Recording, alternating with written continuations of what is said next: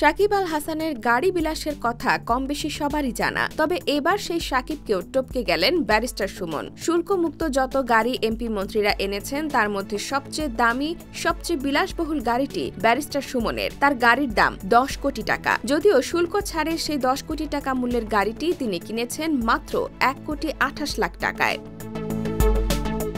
জাপানের টয়োটা ব্র্যান্ডের land cruiser FJA 300W মডেলের এই গাড়ি শুল্কমুক্ত সুবিধায় আমদানি করেছেন সাবেক সংসদ সদস্য সৈয়দ সায়েদুল হক, যিনি ব্যারিস্টার সুমন নামে বেশি পরিচিত। গত 7 জানুয়ারি নির্বাচনে স্বতন্ত্র প্রার্থী হয়ে তিনি প্রথমবারের মতো সংসদ সদস্য নির্বাচিত হন।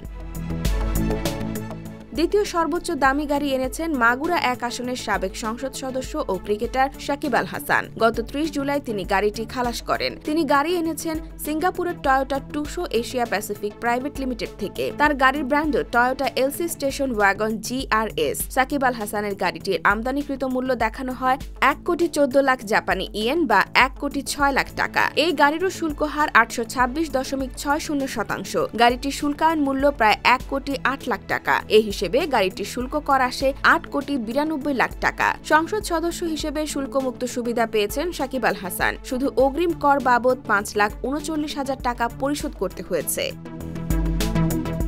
ঢাকা 10 আসনের সাবেক সংসদ সদস্য চিত্রনায়ক ফেরদৌস আহমেদ 9 কোটি টাকা বাজার মূল্যের একটি গাড়ি আমদানি করেছেন। তিনি শুল্ক ছাড় পেয়েছেন 8 কোটি টাকা।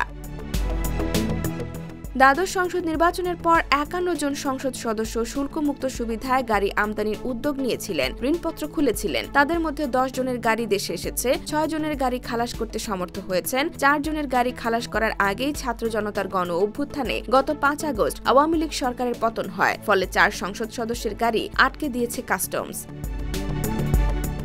IBTV USA, new York.